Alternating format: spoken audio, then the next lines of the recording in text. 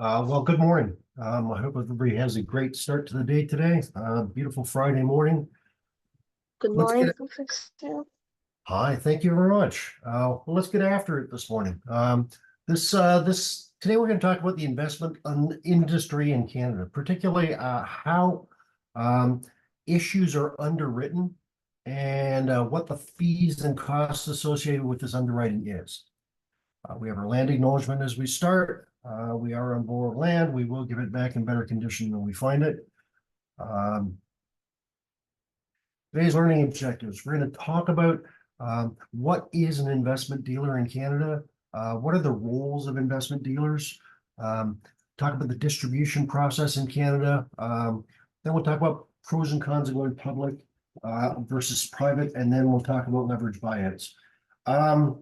There's not a ton of really difficult subject matter here. It's just having to know the difference between Canada and the US more than anything. And when we talk about the math associated with going to market with an issue, then we need to understand who pays what and to whom. So let's get going. What is the investment industry in Canada? An investment dealer is a Canadian term.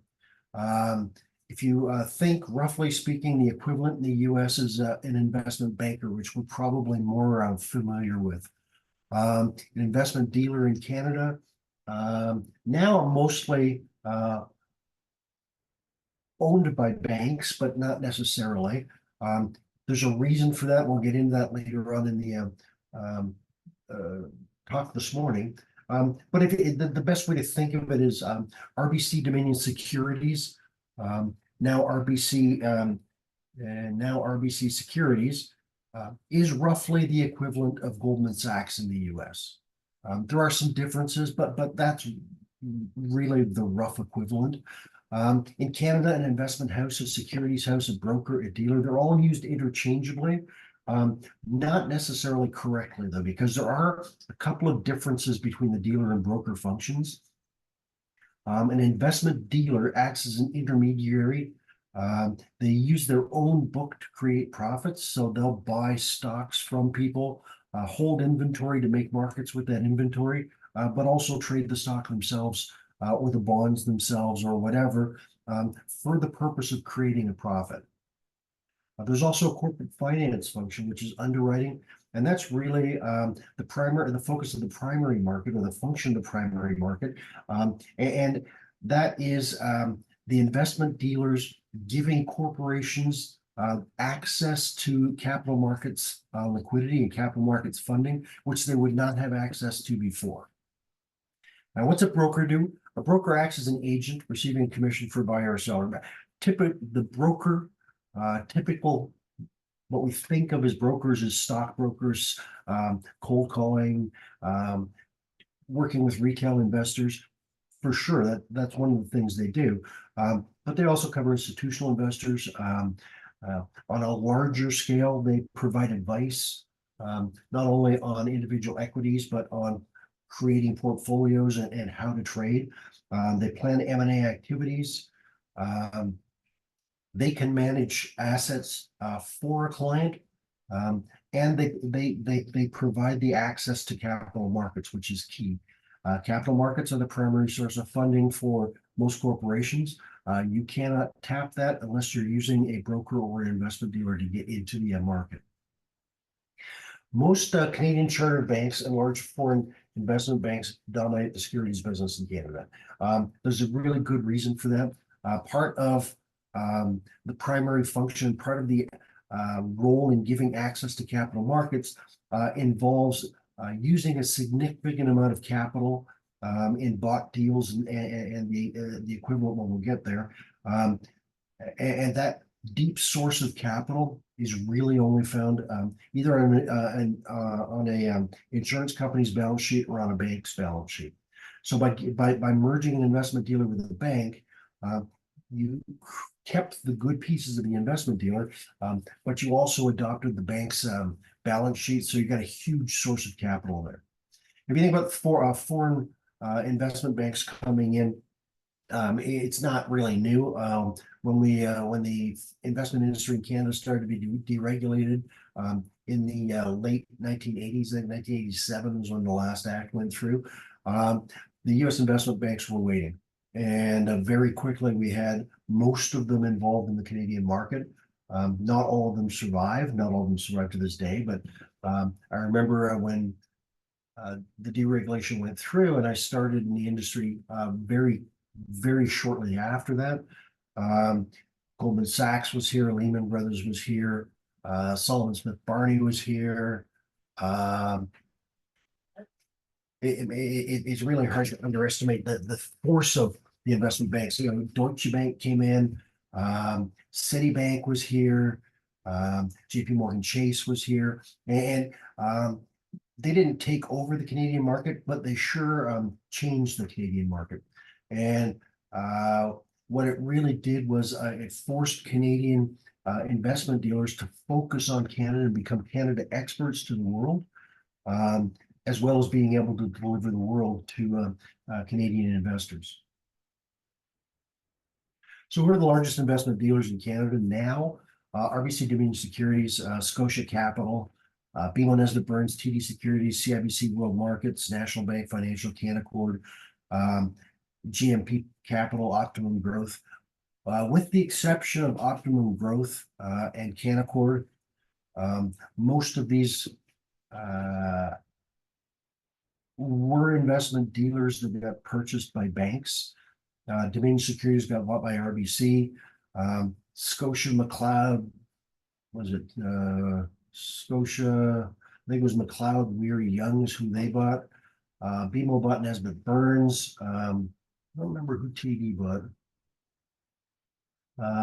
CIBC bought their own, National Bank bought their own. Canaccord is really an investment bank that grew up by itself.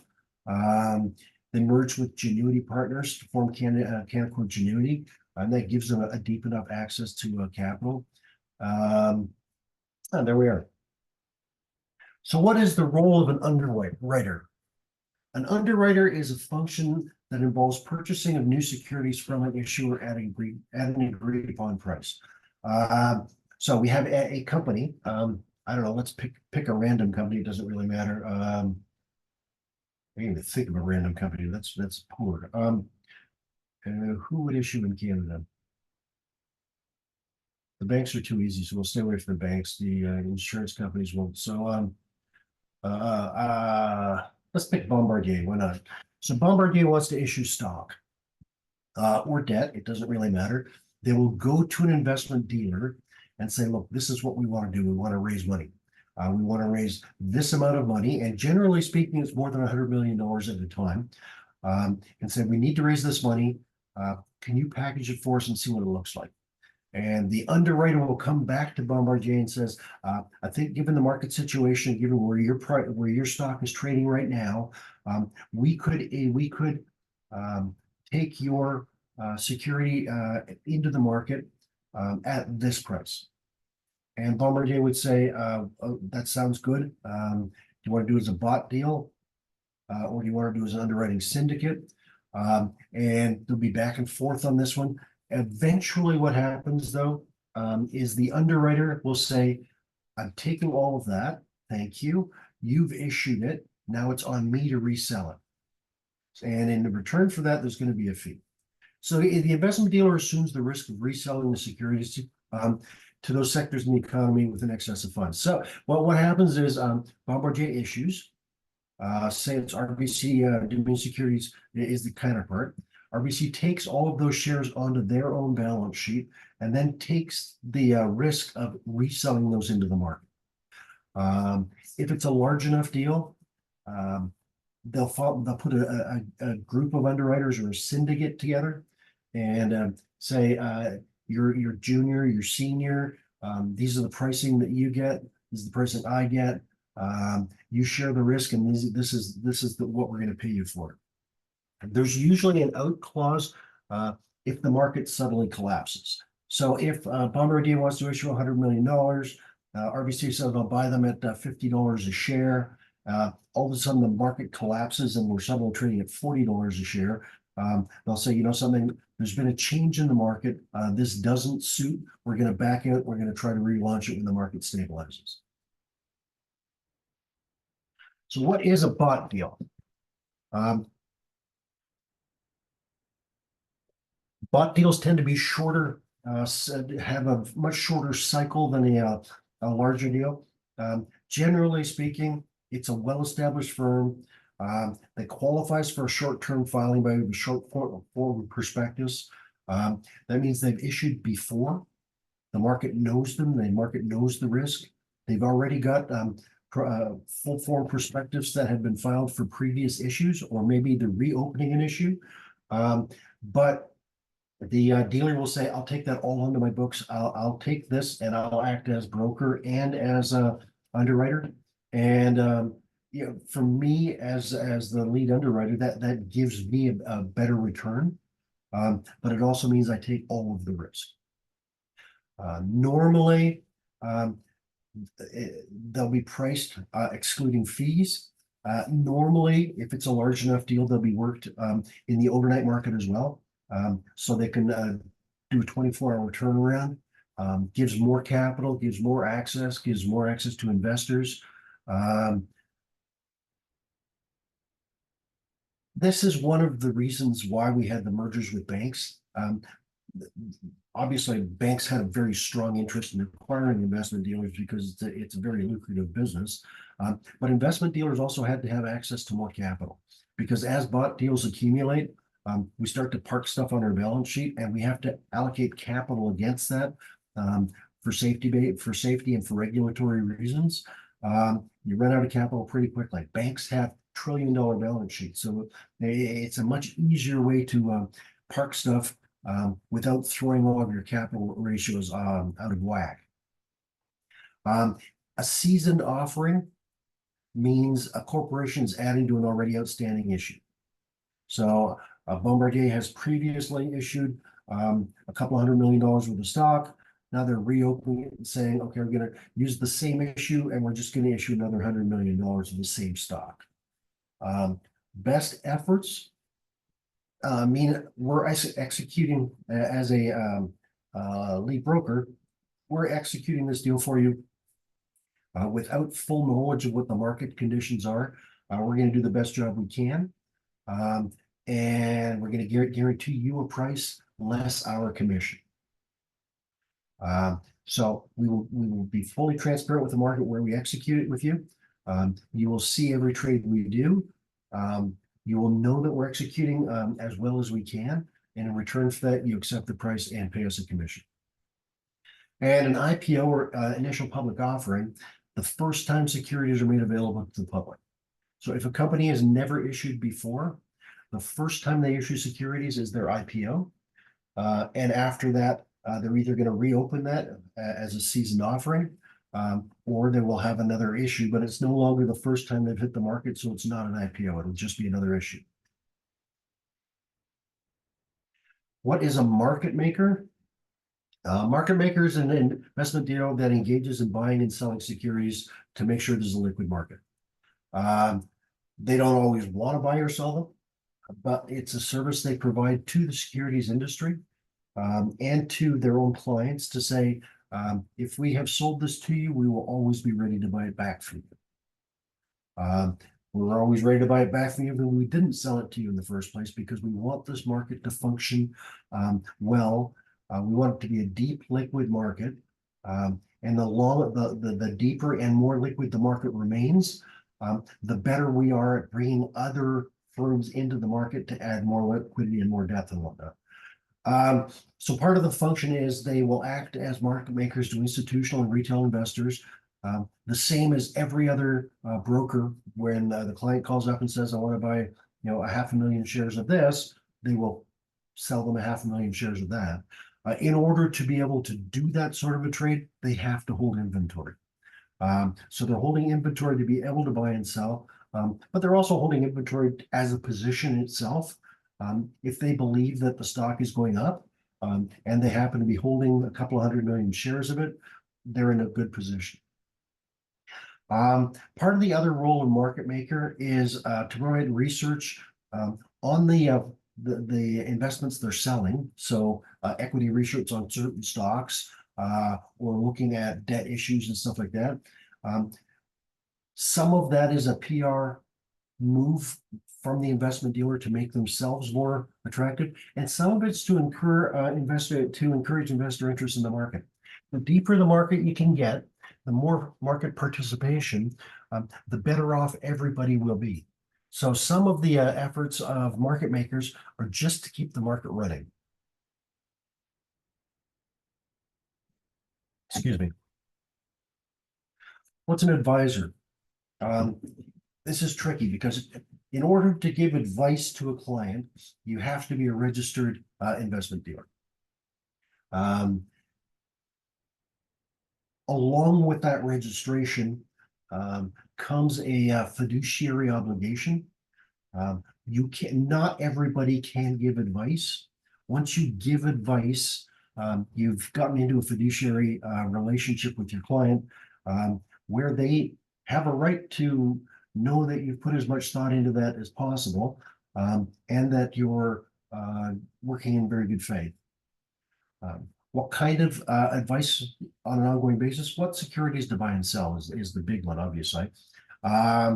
If somebody comes to market with a foreign security, is it appropriate for you? There's always going to be the is it appropriate question. Part of the know your client rules in the market is this an appropriate product for you? Do you fully understand the risks around it? If not, we have to advise you of those risks and we have to talk about them. We can advise if you have a specific portfolio requirement as a large institutional investor, and you're trying to rebalance and you need a specific stock, and you need a certain amount of them, we can advise you on what's available for distribution to fill those holes. A very good institutional salesman understands the portfolio of the person they're covering as well as the person they're covering. So they can call them up preemptively and say, listen, I know what's in your portfolio. I know what your rules and regulations are. This stock fits. This is something that would work for you. So I can tell you what's available. We'll talk about pricing, special features, timing. When is the best time to come to market? Is the market deep enough right now for what you're trying to accomplish? Should we do this over a number of days? All of this is part of the advice function. If somebody is contemplating coming to market with an issue, they may be advised, right now is not the right time to approach the market. We can find you funds elsewhere. Insurance companies have always been a stabilizing force in the market. They've got a massive balance sheet they like to lend out. So we can find alternatives to going to market, or why don't we try to build up a several years of earning history, or at least several quarters of earning history before we approach the market, so the market has some basis of understanding of what your company does. When a new company comes to market with an IPO, things can go very well or things can go very poorly. And a lot of that depends on how much time the advisor has spent with their client explaining what has to happen. Explaining that you are an unknown to the market. We have to build up a history and a story for you before we can move forward. And then one of the last functions the advisor does is they advise on mergers and acquisitions, leverage buyouts, corporate restructuring. What's a corporate restructuring? Imagine two companies merge and they've got orphan divisions that don't really fit the new picture and they need to sell those divisions off. That's a corporate restructuring. Leverage buyout we'll get to, and an M&A really is a merger and acquisition. Are we looking to buy someone? Are we looking to merge with someone? Is there somebody that is shopping themselves as a takeover candidate? All of these things will be helped with an advisor. And lastly, there's an agency.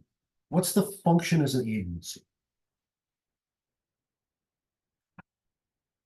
Agency actually carries a couple of meanings. Somebody who acts as an agency in an agency function can be working as you and keeping your name secret. So they can be working for somebody else. That if the name got in the market, it would move the market too much. For example, if Goldman Sachs came in and tried to buy a Canadian company, the second Goldman Sachs starts sniffing around, everybody starts paying attention. So if somebody came in on their behalf instead, then the nobody's really alerted to it until the market gets ready for the transaction. So they may act as an agent for private placements. If a company is trying to raise money, but they really don't want the market to move too far, they'd rather just place it with one person and move on. That's a private placement.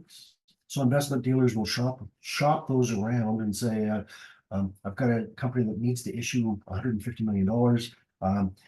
It's a solid AA name. Would you potentially have an interest? If the answer is yes, then we can start NDA processes and whatnot, and we can have a chat about who it might be in a very quiet fashion. So potential investors, we're going to negotiate the best deal for the corporation. If I have to do this and you want to be my client on this one, we're going to do this very quietly. Nobody has to know that you bought it from me. We have to file things with the regulatory agencies, but we don't have to make a big splash in the news about this. Also, they may serve as an agent in an M&A transaction. If we're looking to merge or buy with another company, part of the role of an investment dealer is to either look for the best opportunities out there, call up your local investment dealer and say, look, I happen to have a company that manufactures leather clothing. Anything that you have that is remotely interesting to that or remotely related to that, why don't you call me up and we'll have a look. That's when the introduction process starts, and they'll say, we've got a company that actually is a leather provider that may look to be purchased or may look to merge. Do you have any interest in changing the way you look at your verticals? That sort of thing. One of the other functions from an agency perspective is if I am doing this for you and I have to take a risk, I may want some of the seats on your board. If you are likely to go public in the future, why don't we take a small equity position in that? And if it goes well, we'll make some money, but we will work on your behalf. So these are some of the functions that come out of an agency relationship. Example, sorry. In 2014, Descartes issued a little over 128 million in common shares at a price of $13.50 and fees and whatnot. It was a spread of 4.5%. The underwriters would earn $5.8 million, and then there was associated other expenses. This was a secondary issue, so it's not the first time it came to market. You can find these issues on CDAR, which is a parking lot for financial forms that have been filled in. There are databases there. You can look at new prospectuses. There's a bunch of information in CDAR. If you've never looked on it and you have an interest in this sort of thing in the market, that's at cdar.com right here. I would suggest logging it on and having a look around. It's a phenomenal source of information, and it kind of opens your eyes as to what is out there in the market in terms of once you file documents, they're there for everybody to see. It's sort of like when I ran trading groups. My perpetual comment was never send an email you don't want to see published in the paper. Once it's out there forever. You can't pull it back. These listings are the same thing. Once you put a listing out there, it's out there forever. So something to remember. Let's talk about the distribution process. In order to distribute an issue, we need the participation of a number of players. The principal or managing investment dealer is the one who drives the bus. They're the lead in anything that happens. They're the ones that put together the syndicates for distribution. They're the ones who decide the fee structure. They will have the largest piece of the pie because they are taking on the role of lead agent, and they're taking the risk of the deal going properly. Once you say, fine, now we know what we want to do. We want to issue shares, or we want to issue debt, or we want to issue something. How much do you want to do? The size of whatever the issue is going to determine the size of the syndicate that you form. Anywhere from 2 to 100 investment houses can be involved, and it really depends on the size. It depends on what we're issuing. It depends on if there's trickiness attached to it. Some firms specialize in mining, some firms specialize in oil and gas. So there can be a specialization aspect as well. But generally speaking, what are we distributing? How many people do we need involved in order to get the most economic process and to have this go as smoothly as possible? The underwriting syndicate, sometimes called a banking group, they're on the hook for some of the financing of the issue. So if I don't know if the if the company comes to market and says, I want to raise $300 million, they need $300 million. So if anybody does a bought issue or has this stuff parked on their books, they've already paid the company for it.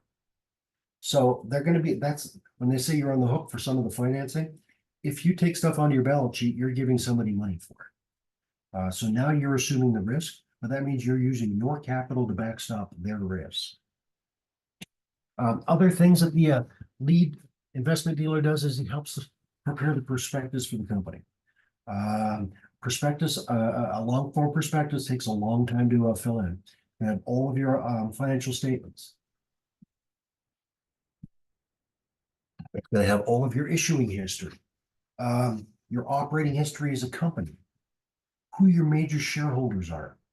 And then it starts to get very granular. It talks about what are your lines of businesses? What are your margins? What kind of ratios can we expect to see from you? What are you going to do with the money? What are your plans?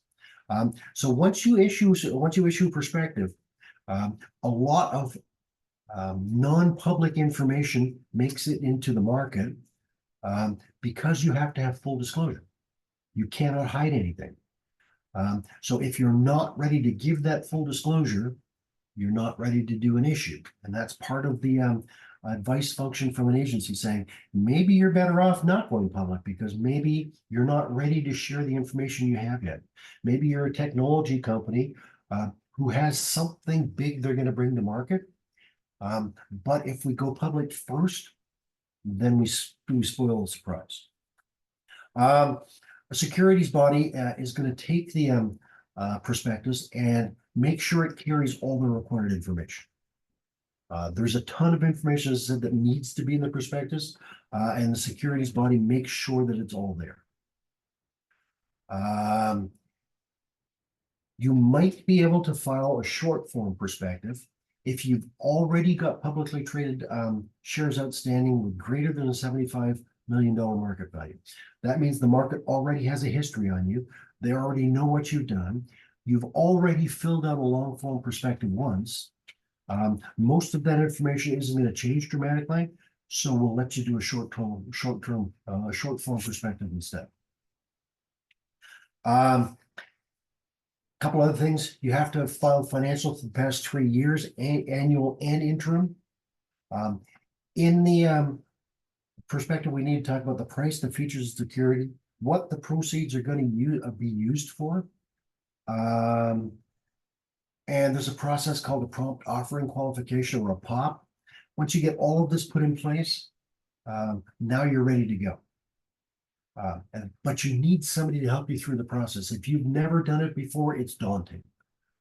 So you need somebody to walk you through the process and to make sure that you've ticked every box you need to tick. You cannot go back and tick them in retrospect. You can't. So if you've missed something, it invalidates the perspective and you have to start again.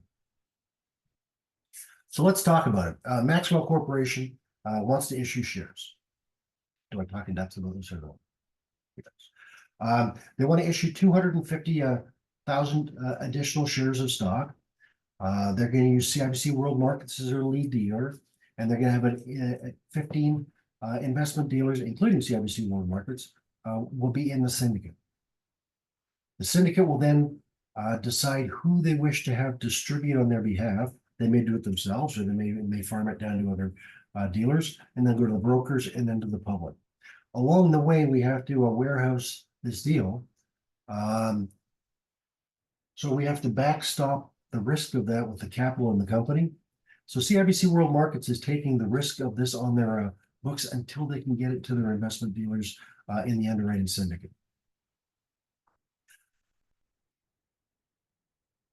All in exchange for a fee, usually a pretty juicy fee. We'll talk about the underwriting spread. And the way to do that is to give you an example. So we're going to talk about Softwood Timber Lumber Company. They're coming to market with an IPO for 2 million shares. A couple of things. Once we know it's an IPO, they've never been in the market before. So we know that there's going to be a massive perspective attached to this. But the way it's structured is we will put a price to the public of $20.50 on all $41 million. My price as underwriter is $19.3725. That means that I am taking a fee or a spread of 1.125 off the initial deal.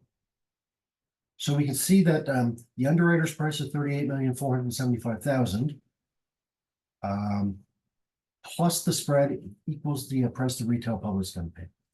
What's the value of that spread? Well, the $1 and let's call $1.13 that we're getting paid for this, divided by the retail price, gives us our spread of 5.5%. Once again, whatever the spread is I'm making off of this, over the original price or the retail price, gives me the spread in the market, 5.5%. There's also going to be other fees attached, legal fees, listing fees and stuff. Those are not part of the original price. So now we have to figure out how many shares we have to issue. The company wants to issue about 2 million shares. And they want to raise about $40 million or $41 million. So if we need to raise $41 million, ignoring all the other expenses, how many shares do we have to sell? Well, my price where I'm buying the shares from you as a lead dealer is $19.3725. You need to raise 41 million. So the number of shares you need to sell is the $41 million divided by my price to you. And that gives us a little over 2.1 million shares. What's the return to the underwriter? When I set, if after the underwriting costs are deducted, it's going to be 1.125 over 19.3725. The underwriter's getting a return of 5.8%. The company's the difference between the public price, the PROSA, and the proceeds of the company gives a price of 5.5%. I'm making slightly more because of the risk I'm taking here. Once we get down the list a little ways, now we're going to go to a dealer in the distribution process. The further down the distribution process you go, so you've got managing dealer, then you've got the syndicate, then you've got the distribution dealers, then you've got the brokers. Every time you go down a level, whoever's in that level has to pay more for the stock to distribute. So the managing underwriter gets to buy it at $19 and say 37 cents. Dealers in the selling group have to pay $20 for it. If we're selling to the investing public, we're selling it at $20.50. So how do we figure out everybody's returns on this? I'm willing to sell managing underwriter, sell to the syndicate at $20, I buy it at $19.3725. So I'm making my share is 62 3/4 cents. If we were, instead of selling it to the dealing syndicate, if we sold it straight to the investment market, into the investment dealer market, or straight into the public market, we wouldn't sell it at $20. We'd sell it at $20.50, because that is the price to the retail public. So if that's the case, then we're no longer selling it at $20. We're now selling it at $20.50. So we're actually returning 1.1275 cents, and then we're generating our 5.5% return. 1.1275 divided by 2050 is 5.5%. What's it look like in the real world when people come to market with this sort of thing? Underwriting on debt securities is going to range from anywhere to from 0.5% on the very low end to 7% for smaller issues. Generally speaking, the fee structure is going to change based on the company's power in the marketplace. A well-established, long-term IBM type company is going to issue debt securities closer to 0.5%. A brand new upstart like NVIDIA is going to issue probably in the 5 to 7% area, because they just don't have the history behind them. The more risk there's attached to something, the more return you demand for it. It's a very simple relationship to remember. If I don't know much about your company, there's more risk attached to it, and I have to pay a larger fee. On equity issues, the spreads from usually 2.25% to 11%, and debt's 0.5 to 7%.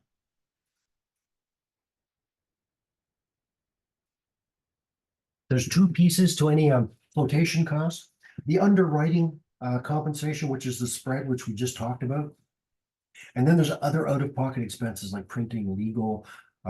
Those other out-of-pocket expenses can range from 0.3% for photocopies and stuff like that, to 7% if it's a very complicated legal M&A structure that we have to create. And then we have to talk about the flotation costs. These are underwriting and other expenses on issuing new securities for a smaller issue.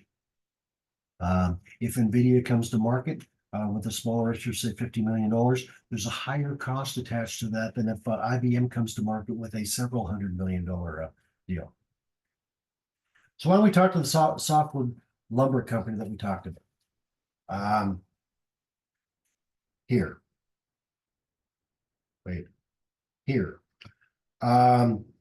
So they're coming to market, $41 million they need to raise, and the public price is going to be $20.50.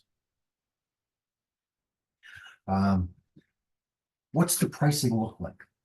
So the direct issuing expenses are estimated to be about $275,000. That puts the total flotation cost above 7%. And how do we figure this out? The managing investor dealer pays 19.3725 for the right to buy the shares. They turn around and either sell it to the remaining syndicate at 19.60, or to their select group of dealers at $20. Or if they wanted to use their own network, they could take it from 19.3725 and sell it directly to the public at 20.50. However that happens, the firm, the company who issued the stock, receives 19.3725. The rest of the spreads here are earned by either the syndicate, the dealer group, or kept by the managing investment dealer if they wish to take the risk of it all to themselves. That seems like a lot of money, and it is, but it's a lot of risk too. What happens if in the process of doing this issue, the market starts to move? It doesn't go far enough to hit our out clause, but now we start to we start to lose money. Now the price drops into the $19 area. We've agreed to buy it from you at 19.3725. If it falls to $19, now I'm starting to cannibalize the spread that I have against the market. I can no longer sell it at $20 to my dealer group because it's already trading at $19. So now I have to start eating into the commissions I have while we decide how to get rid of these shares. That's the risk I'm taking. That's why it's costing you 7% to issue into the market.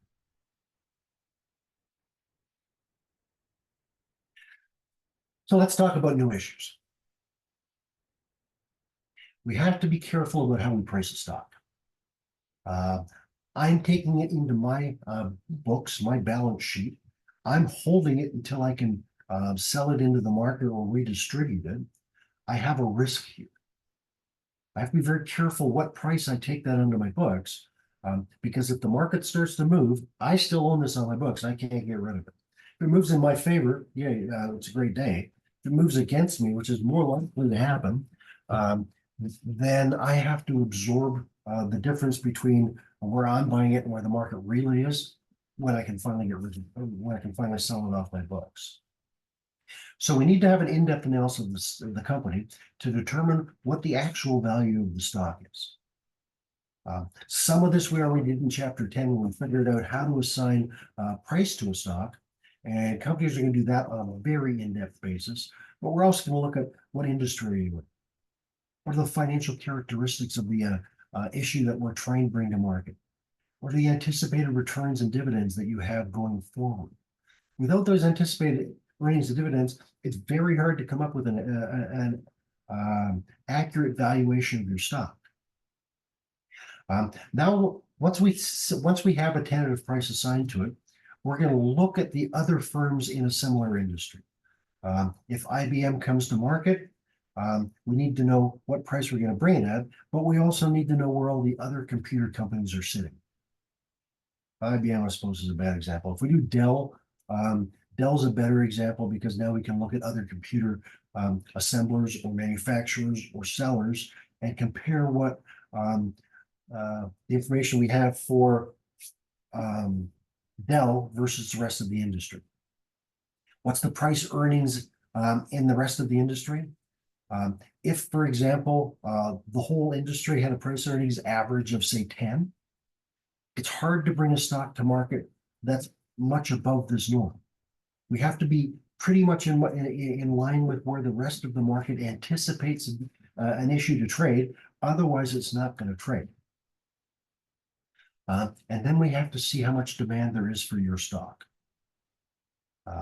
If you have already done an issue, the market could be flush with your stock and doesn't really want to take much more on. In that case, the price is going to be lower. If there's a lot of demand right now, the market's going through a cyclical shift. Investment dealers have to add computer stocks. The time is right for you to issue. There's a lot of demand. It's going to change the way we can do the issue. It's going to change the demand in the syndicate for your stock, and it changes the risk. So we can probably bring that issue to market cheaper if the market actually is looking for the stock. So a part of the agency function and part of the dealer function is to try to match the requirements of the company with what we know are the appetites in the market. And if we can mesh those together, then we have a perfect deal. If we're trying to bring stocks to market and there really isn't that much interest, then we don't mesh that well, then we have a problem. And that's part of the investment underwriting process is understanding your book of companies, understanding all of your clients, understanding that if there is a specific requirement in the market, can you go to your clients and say, look, this might be a beautiful time. If you have an interest, we have a potential buyer, we can match you two together very, very quickly and closely. The majority of common stock flotations or even debt issues are adding to something that's already in the market. very few times will a company bring to market an entirely new class of stock. Frequently what happens is when a company has to go through the long form prospectus, it's an agonizing process. So if you're going to do the prospective for 1,000,000 shares, you might as well do it for 5,000,000 shares. You don't have to issue them, but now the prospectus is sitting there. It's been approved for 5,000,000 shares. We're only issuing 1,000,000. We can go back and reopen that if we have to in the future. If we already have the ability to issue 4,000,000 more shares if we need them. That's what's called reopening. And it's an easier process because you don't have to go through the process of reissuing a long form prospectus again. We're generally speaking going to set a price that's lower than the current market. There's a very good reason for that, because once we start selling the issue into the market to get it off of our books, it's going to drive the price down. So we want to make sure there's a buffer there that we've priced in. So if Dell Computers is trading at $50, we'll probably issue in the $48 range. Because by the time we have sold their issue into the market is going to be trading at $48. And that's exactly what we're doing. We'll be underpricing because it's building us a buffer for when we're trying to get rid of the money. It creates receptive markets for securities. If Dell's trading at $50 and I tried to sell their stock at $52, nobody's going to want it because they can already buy it in the market at $50. If Dell's trading at $50 and I really want it, but somebody comes to me and says, I've got a new issue at 48. Do you have any interest? Well, yeah, because it's $2 cheaper than where I can buy it in the market now. So I've absolutely got interest. This reduces the risk of the underwriting syndicate, and it's known as a secondary offer. So Dell does their long form perspective. They do that perspective for 5,000,000 shares. They actually issue 1,000,000 shares. Now, if somebody has a specific requirement for Dell Computers, the process of approaching Dell by a lead underwriter to say, we've got a client or a group of clients that have an interest in buying your security. They would rather do it directly from you than going to the market and moving the market. Do you have any interest in reopening and doing a secondary offering? Why, yes, I'd like to issue 500,000 shares. I think I can get those out for you. But that's the discussion that takes place. We talk about dilution. Anytime a company issues stock, they are selling the rights to a future stream of earnings. If there's already shares outstanding, the owners of that stock have built in that stream of future earnings over the number of shares that are currently outstanding to come up with a stock price. If you put more stock into the equation, it changes what's outstanding and it changes the stock price by dilution. For example, we're going to issue 250,000 shares, which is an increment of 10% to our current shares outstanding. If we have 2.5 million shares currently in existence, and we have earnings of $5 million,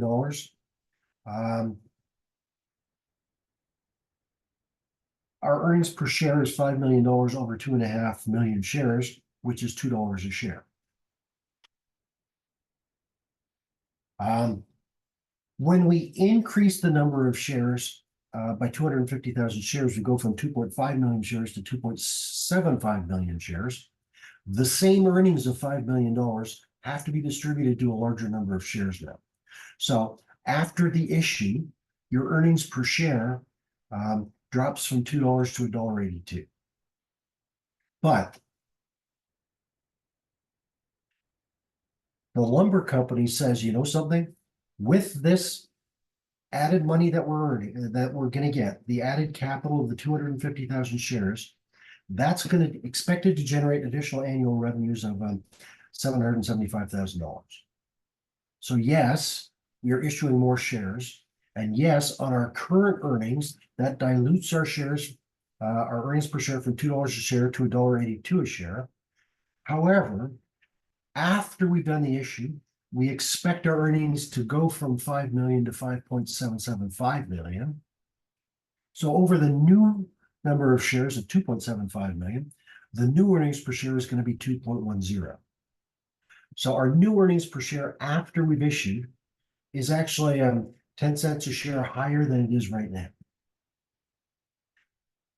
Brings us to a rule.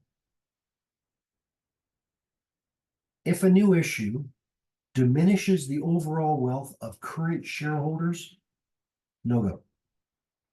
So if we were not in a position here of adding 775,000 in earnings, and we just wanted to push another 250,000 shares into the market, we're going to dilute our earnings per share from $2 to $1.82. This diminishes the overall wealth of the current shareholders, and the current shareholders will rebel. Some of that revolution, or some of that current shareholders rebelling, starts to occur when the market catches wind that you're contemplating issuing more shares. I don't know what they're going to issue yet. I hear Timbered Softwood Lumber is contemplating an issue. It's in the market. The dealers are already talking about it. We're already starting to see the price come off, because if our earnings per share is $2, we're expecting to see it perhaps get hit to $1.82, then we're going to see weakness in the stock price as it builds this in. Usually it's temporary, because it's always a case of selling the news and then buying the facts, or selling the rumor and then buying the facts. The rumor is they're going to come to market with a number of shares and dilute their earnings. Okay, we'll push the share price down. The truth turns out to not be that. We'll buy the share price back. So there's temporary weakness in the market when new issues are contemplated. Part of the role of the managing dealer is to stabilize the market. It's important to understand this. The sales group, who is further down the list here, are committing to buy stock at $20 a share. As managing investment dealer, I have to try to keep the stock somewhere around $20 a share. Otherwise, these guys are going to pull out of the deal. So I have to spend time stabilizing the market to keep the syndicate together. For example, if the syndicate here agrees to buy at $19.60 a share, I, as managing investment dealer, need to try to keep the price above $19.60 a share if possible, because there's going to be trouble if the market starts to fall and the dealers have committed, they're going to pull it.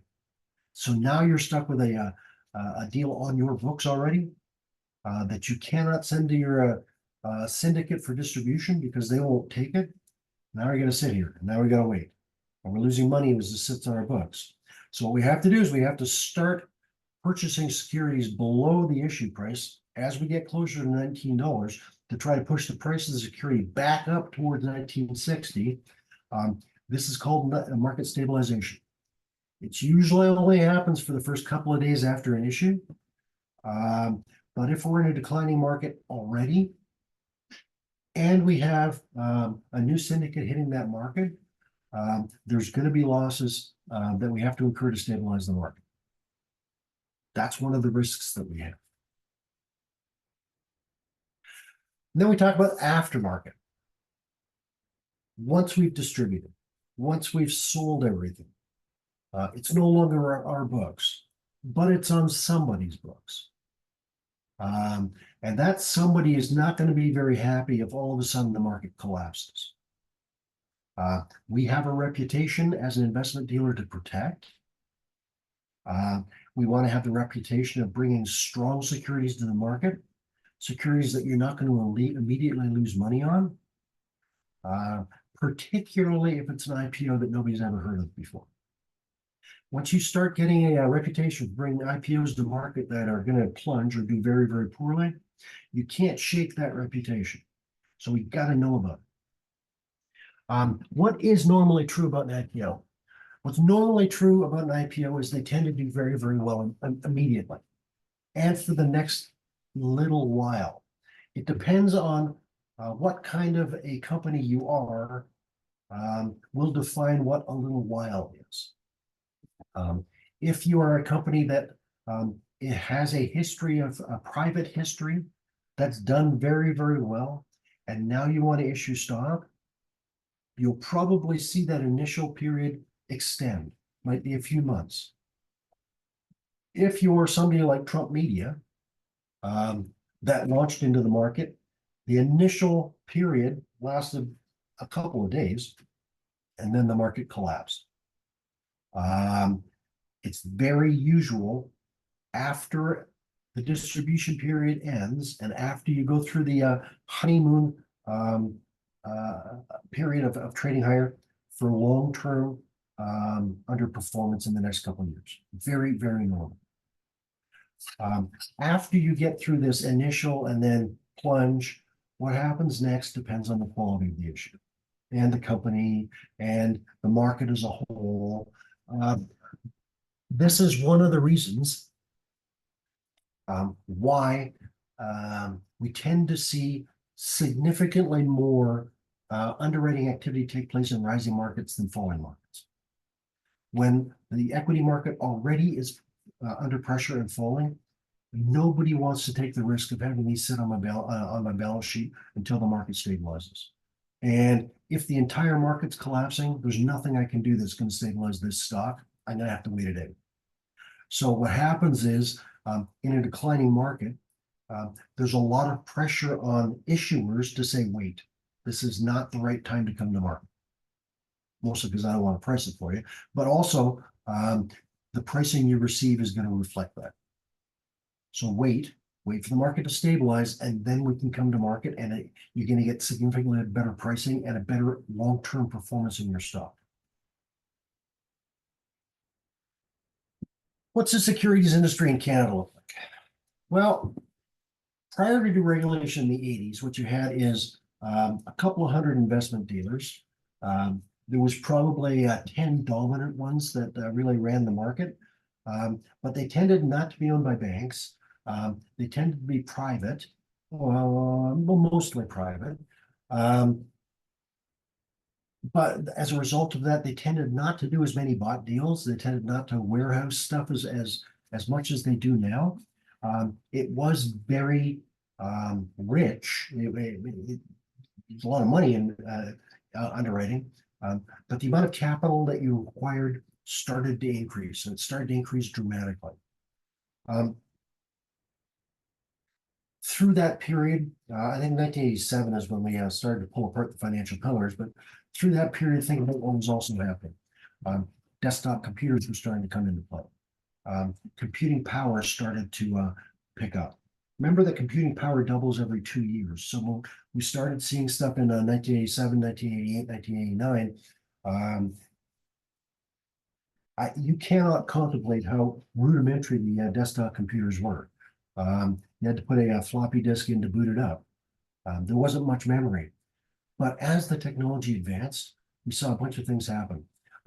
Capital markets became international.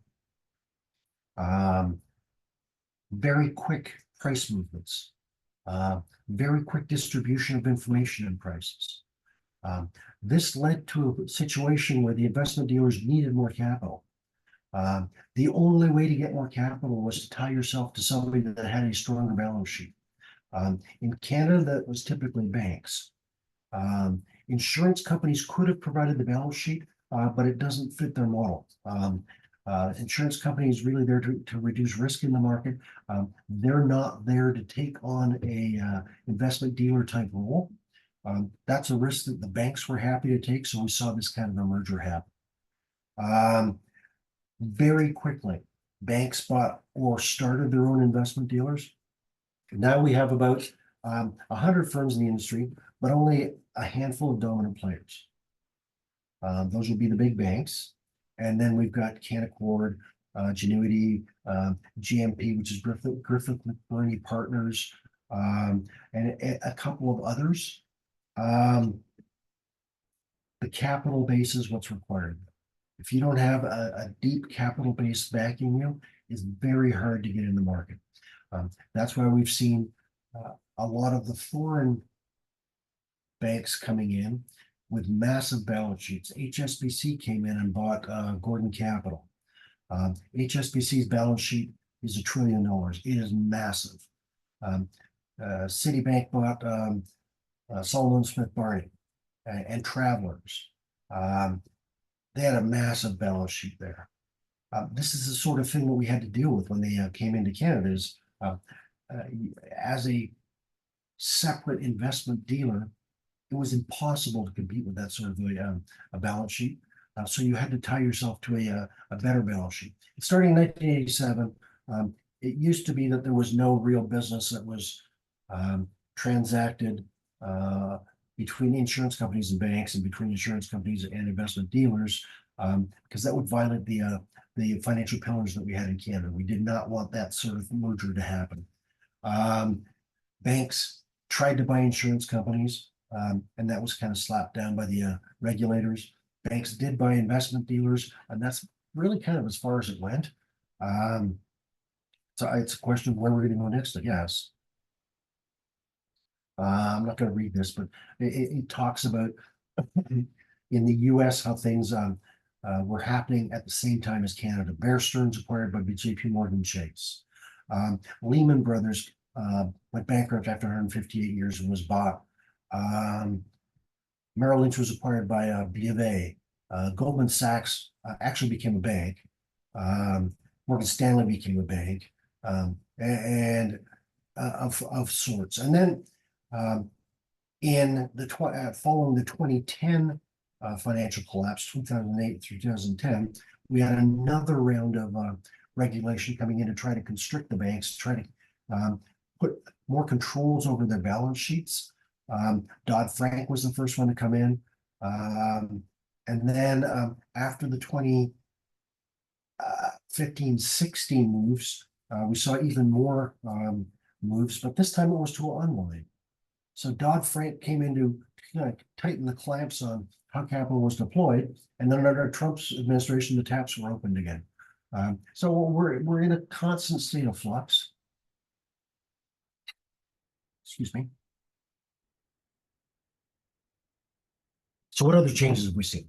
We talked about the banks acquiring investment dealers and investment trading operations. The banks have always had large treasury trading operations. They tended to be capital markets as opposed to equity markets. The investment dealers traditionally own the equity space, and the banks own the capital space, with debt somewhere in the middle that they had fought over. When they combined businesses, all of a sudden everybody had a chance to swim in the same pool. And we saw a combination of banks and investment trading operations come together into global market units, like CIBC Global Markets, Scotia Global Markets. At the same time, we had a lot of computer trading, a lot of algorithmic trading starting to come in. I'd say this really accelerated after Y2K, so after the turn of the century, and from 2000 to 2005, was sort of the heyday and the free-for-all of computerized trading, and now it's starting to get a sense of where it really belongs in the market. How algorithms can influence trading is starting to be understood now. But in the heyday of it, anybody that was an algorithmic trader tried to get as close as possible to the source of information to exploit the microsecond lags in transferring information. So you'd have somebody set themselves up right underneath Citibank's trading room so that they could capture information the microseconds faster than anybody else in the world. We got through that. But now we have these massive floors that combine everything. I've got a picture of UBS's trading room somewhere. I have to dig it up. It's simply massive. hundreds and hundreds of people trading equities, debt, money markets, forwards, foreign exchange, derivatives. Now we're starting to get a little hive off specific groups trading derivatives as an alternative to risk reduction. It's an entirely different discussion. Do derivatives reduce risk or do they just transfer risk? That's an ongoing issue in the market that we don't really have a good answer for. But we're starting to see a lot more global trading, foreign markets. Basically, we follow our clients' needs. If our clients expand into Russia, we saw banks expanding into Russia. That turned out to be an abysmal idea. If we need to open the Chinese market to get access to that, then we're going to open desks in China so we can get access to the Chinese market. We will follow where our clients need us to go.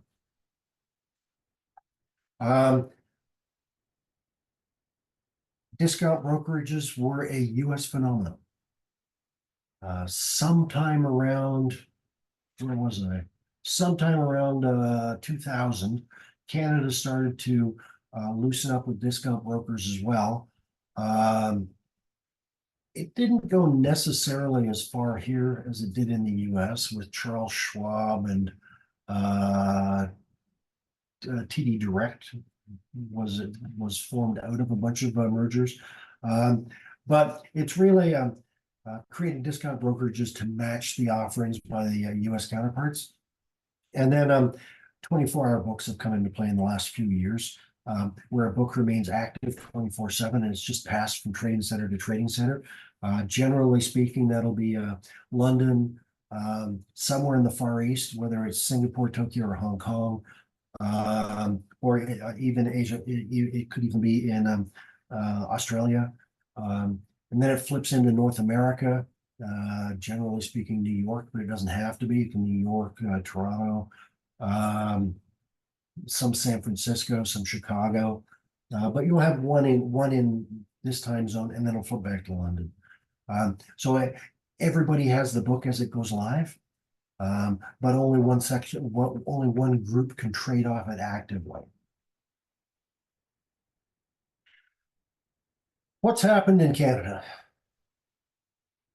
The collapse of the asset-backed market in 2008 was a turning point. That cost the investment dealer market in Canada a lot of money.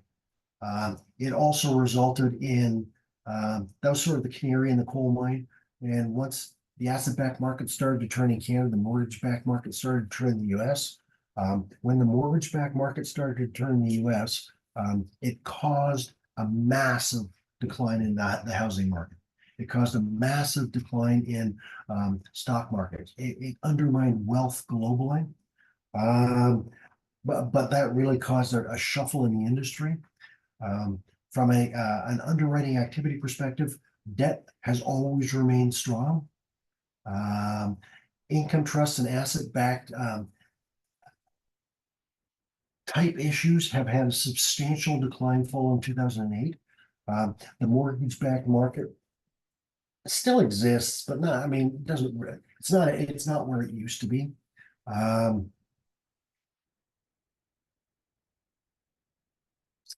A bought deal is where one investment dealer takes the entire risk.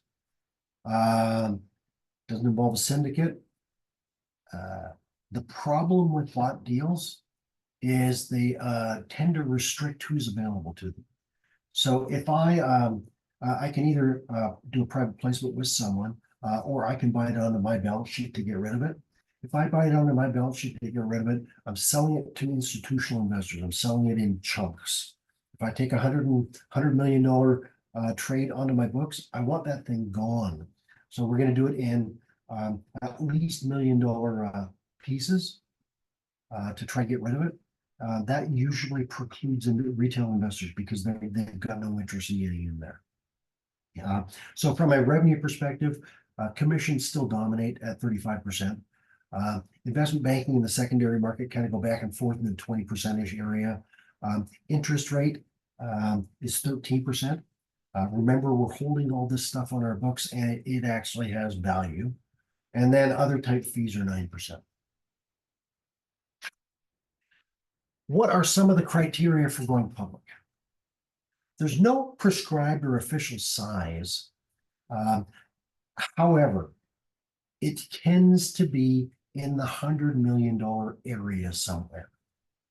A seasoned CFO, Chief Financial Officer, is going to know his company well enough and know the market well enough to understand what the market will bear in terms of what we can issue.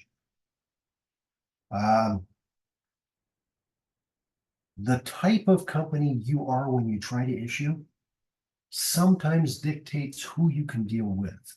So in the US, the biggest houses tend to concentrate on the largest companies.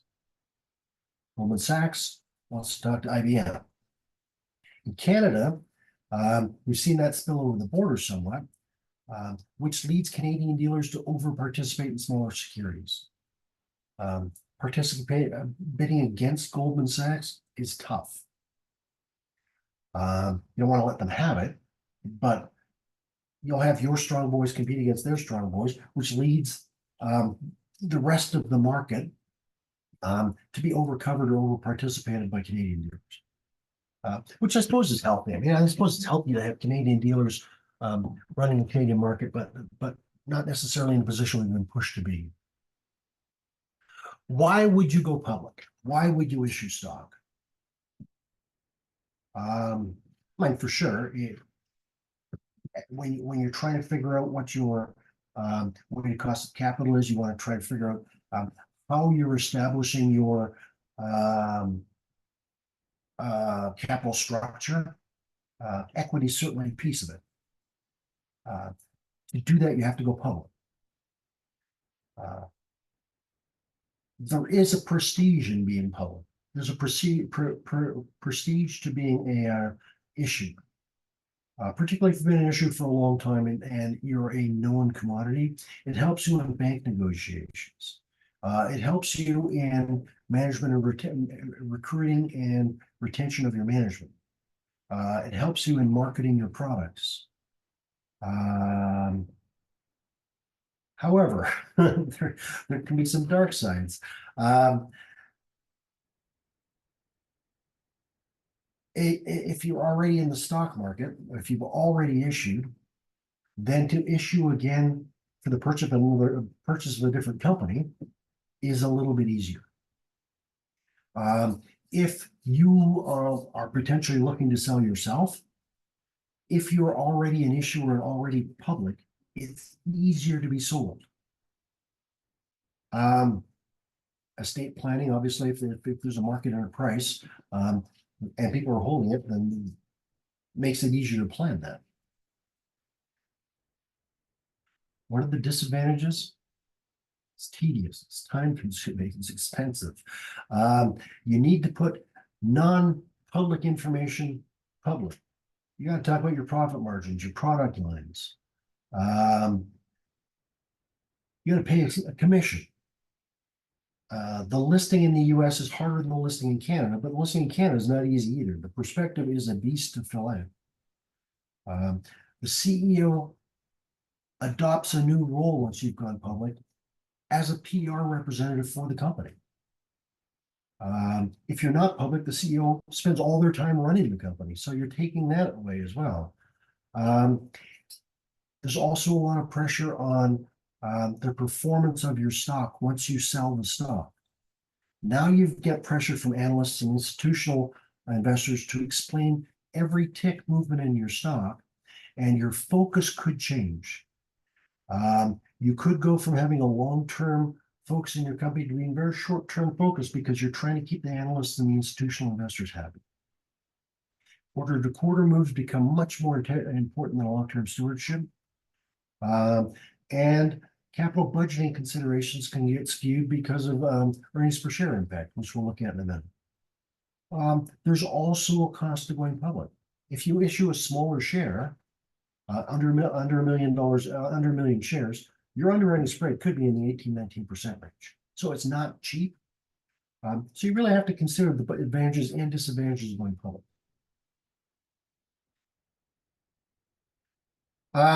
There is a subset of private equity. I believe we talked about private equity just before I took over. Um, Private equity is it's a it's a relatively new phenomenon. It's not new, but it's relatively new. Where we have companies that want to take a stake in your company, help you go public, and then sell their stake by way of an IPO.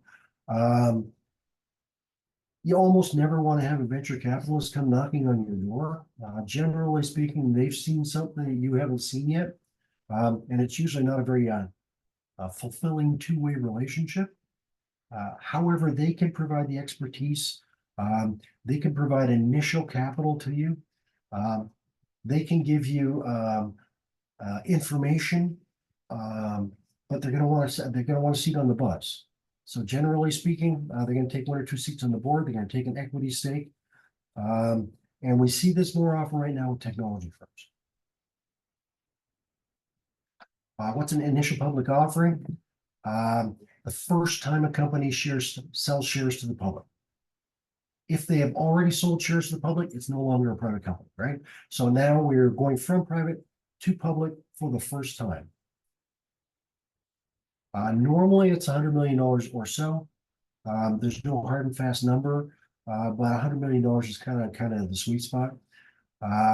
If you're a hot company or in a hot market or in a hot industry, your IPO is likely to be much more successful. Think about NVIDIA's IPO. It went mental because of what it was doing. It was right in the AI, right in the AI space as AI was kicking off. It was as sweet as you could get to do that issuance. Price performance following IPO is very volatile.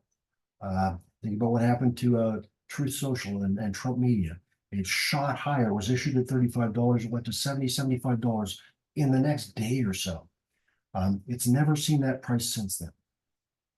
And it's continued to fall. And then private placements. Private placements are sort of the opposite of an IPO. I need to raise money. I want to avoid an IPO because I don't want necessarily to go through all of the issuing nightmares associated with a prospectus. So we're going to avoid the securities market. But what that means is that I'm going to sell a piece of my company privately between me and the whoever the investor is, and they'll take 25% of the company, for example. I don't have to go through the IPO process. I don't have to go through the process of doing a prospectus. The company looks to add, maybe they're looking to add private funds in a financing package, or maybe they're looking to buy a piece of a startup. In Toronto, this is about 12% of all equity raised. There's no registration process. The firm has way more negotiating power. I want to buy 25% of you. Okay, this is the price it looks like. Now we're in the Shark Tank. Cost is lower than by way of public offering. On an interest-bearing security, if I come to market with either a pref share or a fixed income unit, the rate is likely to be higher. And the flip side to going public is a public company going private. Think about what it means to be a public company. We've got annual reporting fees. I got audit fees. I got legal fees. We have to have analyst meetings. We are reporting on a short-term basis.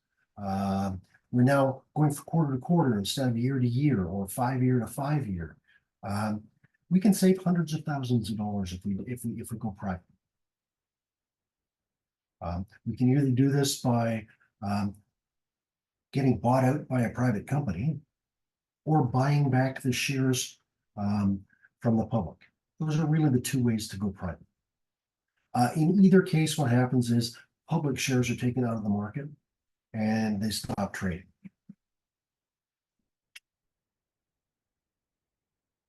One of the ways this can happen is by a leverage buyout.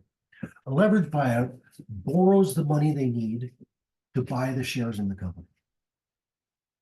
So the most famous corporate buyout was the purchase of RGR Nabisco. At the time, it was the largest buyout ever. A book came out after it, and a movie came out after the book called Barbarians at the Gate. And it was a hostile takeover of this company. In order to execute the buyout, though, the firm had to take on debt of about $25 billion. So now it's carrying a heavy debt load. The interest expense is massive, and this gives it management challenges going forward. So after an LBO, you'll tend to see the stock whoosh, come off. So you'll tend to see the company's performance come off. The stock will, because they're taken out of the market. The company's performance will come off because they have to continue to carry this heavy debt load, and they have to continue to finance this heavy debt. So we're replacing public financing with bank debt. We're now redirecting capital into non-productive activities. So we're not using our capital to grow the company. We're using our capital now to pay off this massive bank loan. The common stocks disappeared, so we have less investment choices now. So we've forced ourselves into an area where if interest rates go up, and they certainly did, this is going to cause a problem, and it really did. Normally, once we get into this situation, management has to sell off assets. They have to reduce the debt load. If you have not yet done your group project, pay attention, because this is something you need to concentrate on. Corporate restructuring divisions are sold. Assets are directed to higher return activities. We're going to try to sell stuff off to pay down this debt. This has led to a phenomenon where you have buyout companies that look specifically at the breakup value of a company. If I buy, whatever a company, and I sell the divisions off, can I sell the divisions off for more than I paid to buy it? If that's the case, we're going to break the company up and go forward. Leverage buyouts can be destructive. They don't necessarily add value. They don't necessarily add economies of scale. What they do is they have companies that come in and say, we're going to buy. I'm going to stuff your balance sheet full of debt, and then I'll try to sell it again, or I'll sell the pieces off and do something with the debt. Investment dealers are key players in M&A activity. They provide the expertise, they provide pricing, they provide price calculation, value calculation, strategy formation. In privatization deals, they can put the deal together and pre-agree to sell off assets in the way of a public offering. Sometimes when governments want to get out of the business game, they will sell off a crown corporation. They did it in Canada with Petro-Canada, CN Rail, Air Canada. These were government-owned companies that they did an IPO on and now trade as public corporations. That's all I have to cover today. So we do have some questions. I've put them in here. I can go over them now, or we're basically at the end of class here. I'll go through a few of them, and that'll give you an idea of what sort of questions we're going to get when we get onto a testing environment. So what is an investment deal? In what way is an investment dealer a risk taker? It agrees to buy the securities from a corporation and resell them to other security dealers and to the general public. I'm going to warehouse this into my inventory and then sell it out. That is taking risk on as a company. What's the purpose of market stabilization activities? We're going to stabilize the market in the middle of doing an issue or doing a distribution. Because if I am selling to the client at $20.50, and I have to sell to my distribution syndicate at $19.60, and the market starts to fall, the distribution syndicate's going to pull out, and I'm going to be left with all this stuff on my balance sheet at a really, really bad price. So we're going to try to stabilize it until we can get everything distributed and make sure there's not a rapid decline in the stock market. Explain how a PE ratio is related to the pricing of a new security and dilution. Our price to earnings ratio is what's the price of the stock versus the earnings that it's generating. What's the anticipated earnings and dividend paying capability is how the price is determined. We're going to set that price through our own calculation. And you know, if we're doing a computer type issue, where do the other computer companies trade? If the computer companies trade at an earnings price ratio of 12, then our price earnings ratio should be pretty close to 12 when we come to market.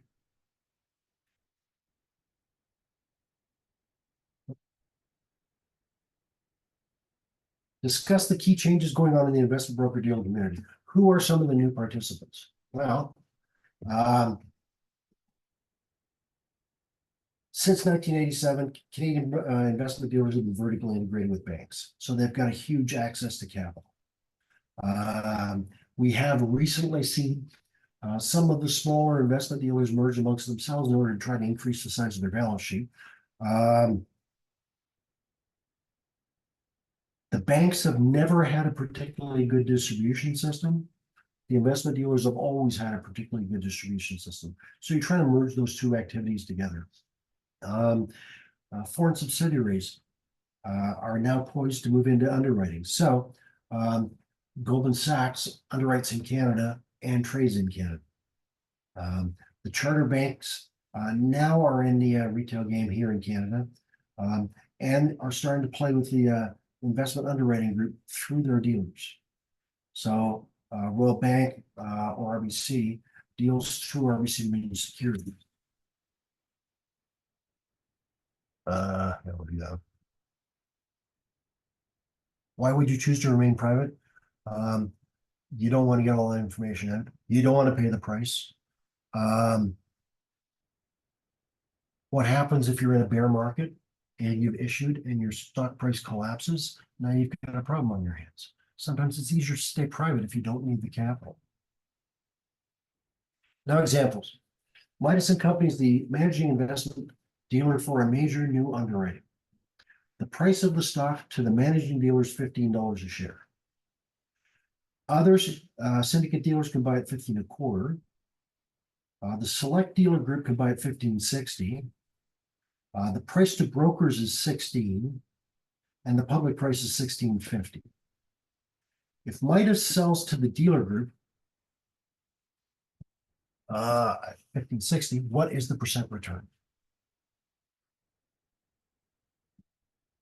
I'm selling it to the dealers group at $15.60. I buy it at $15 a share. Differential 60 cents a share. 60 cents is the spread I get over the 15%, over the $15 price I'm selling at. It was a 4% return. If Midas performs the dealer function and also sells to brokers, what's the percentage return? Well, in this case, the broker's price is 16. I'm buying at 15. I get a $1 differential. $1 differential over the $15 price is a 6.67%. And if we perform the dealer function and also sell to brokers, what's the percentage return? Well, we're now selling it at $16.50. We bought it at 15. That means we're making $1.50 on our $15, or we're making a 10% return. That's really all I've got. If there are any questions, please reach out to me. I see that most of the in-class work has been done. I have not yet received most of the groups. So if I don't get groups by midnight, what's today, Friday, by midnight Sunday, I will create groups and send them out Monday morning.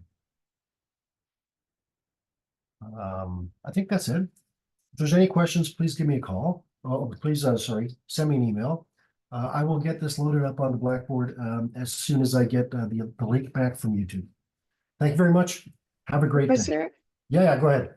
I do have a question for the group assignment. Yep. When it's gonna be posted because I don't see it yet. I think it is posted. It's just case studies uploaded for the individual assignment for the weekly. Yep. Okay, just give me half a second. Let me have a quick look here. Sure.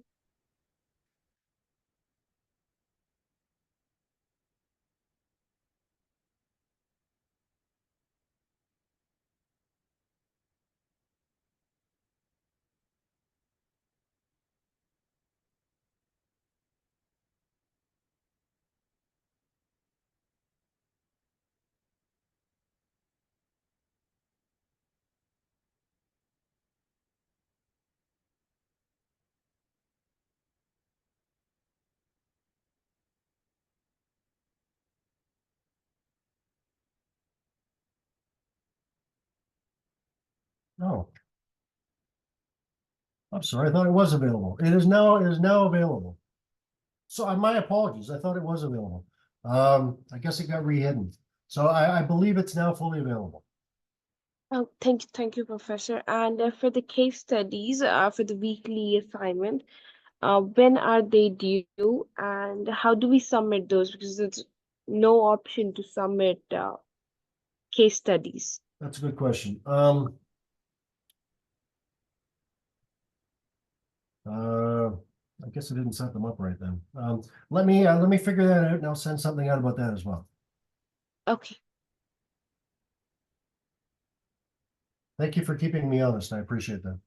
That group assignment actually isn't there. Here it is. No, that's not it. Oh, it is. It's group assignment, submit here. Not for the group assignment, for the individual assignments, like the weekly Right. assignments. No, I understand. I understand. Um, I will figure out how to do that and I will send it back to you. Perfect. Thank you so much. Okay, thank you very much, and sorry about that delay. I apologize for that. No If worries. there's any other issues, please send me an email and I'll try to get an answer to you as quickly Even as I possible. tried sending email, Professor. I maybe yeah, but I feel there was no response yet. In which case I'm a bad person. No, well, I should have responded, so I apologize.